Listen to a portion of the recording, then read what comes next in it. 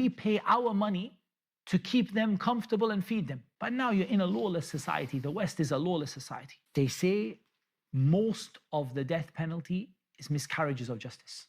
We say that is true for your law, but it's not true for ours. Is it the case that the hudud in the Sharia are intended to be carried out as much as possible? And does Allah love it that as many people as possible we should cut off their hands and, kill them and crucify them? It's not the case, right? The purpose of the hudud is to stop the people from committing the crime. That's the first thing. Any deterrence. The second thing is that there has to be a punishment befitting to the crime. There has to be retribution for the crime. And there has to be something which makes up for the harm that they cause to the people. Imagine if someone did that to your family. There has to be some fairness. Something has to be done to them.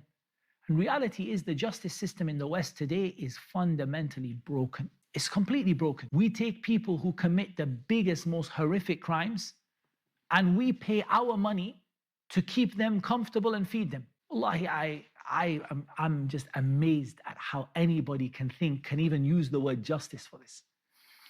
Someone attacks little kids and kills them, and what do? We give him 3 nice hot meals a day and a PlayStation. What is this? This is not justice.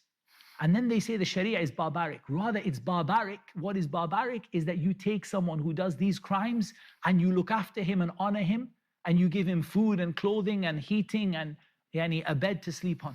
This is barbaric. What this person deserves is a punishment that will stop other people from following them. And wallahi, if you were to punish one person like that, and if the highway robbers were to see one person walking with no hand and no foot, wallahi, many of them would turn back from what they did and would stop hurting the people. But now you're in a lawless society. The West is a lawless society. People just committing crimes left, right, and center. They don't care because there is no justice. And some of them they commit crimes so they can go and stay in prison because of how comfortable prison is for them.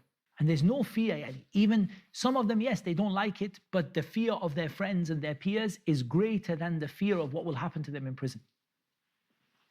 Islam has prison as well. The idea of taking someone and imprisoning them or exiling them, it exists in Islam. But when you have these prisons full of people, it's not even merciful to them. Hatta if you look at that person, the criminal themselves, it's not merciful in many ways.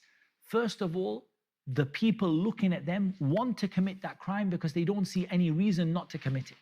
Second of all, those prisons are places where they learn to commit more crimes.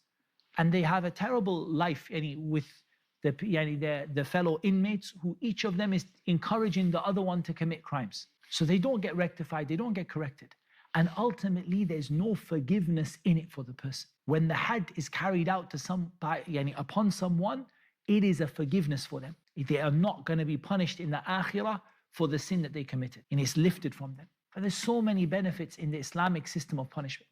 And it's not that the Sharia wants this to be carried out left, right, and center. The greatest purpose is a deterrent. That's the greatest reason, for it to be a deterrent to people. Because once you see one person walking without an arm and a leg, you think very carefully whether you want to be a highway robber tomorrow or not. And ultimately, everyone knows these punishments. It's not like the punishment is hidden upon the person. From people say, but people are just, this poor person, this poor innocent highway robber who killed these people, he's going to get killed. He's going to get killed. But he knew before he committed the crime that this would be his punishment. And if someone knew that this is a crime, that if you do it, you'll be killed, and he committed it anyway, then that person is deserving of it, of the punishment. And there's a shubha they bring, and this is very common about the death penalty. They say most of the death penalty is miscarriages of justice. We say that is true for your law, but it's not true for ours. In your laws, yes, because your laws are made by people in parliament, by lobbyists, by all these. Your laws are made by civil servants. Your laws are not made by Allah subhanahu wa ta'ala. As for the one who the laws are made by Allah subhanahu wa ta'ala, then there is no miscarriage of justice in 2 ways. Number one, that there are so many checks and balances. If there's any doubt that this person was innocent, even a small doubt, the punishment is not carried out. What is carried out instead? We said ta'zir, yani the qadi makes a decision, for example, imprisonment or whatever it might be. For certain crimes, it might be a fine. For certain crimes, it might be whatever the qadi decides is the punishment. For example, imprisonment or exile or whatever it might be. The judge will decide. The judge will say, you know, I'm not convinced that you're guilty. I don't have 100% proof you're guilty.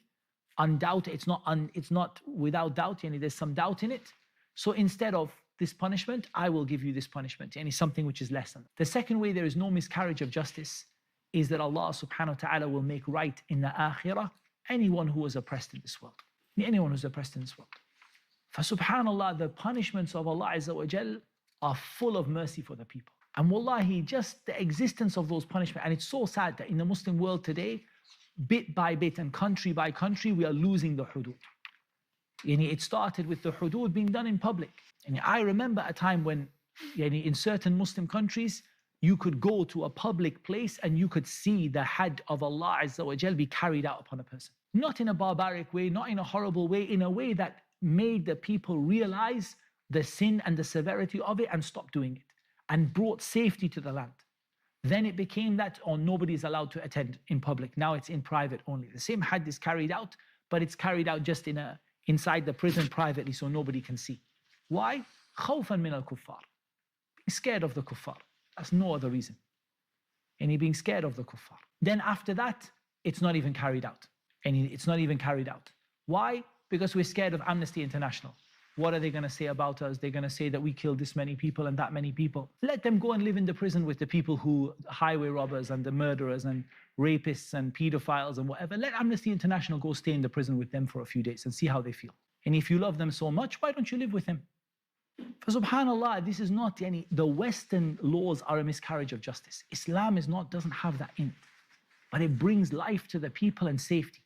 So the people were able, when these laws were carried out, people were able to travel from one place to another without any worry at all.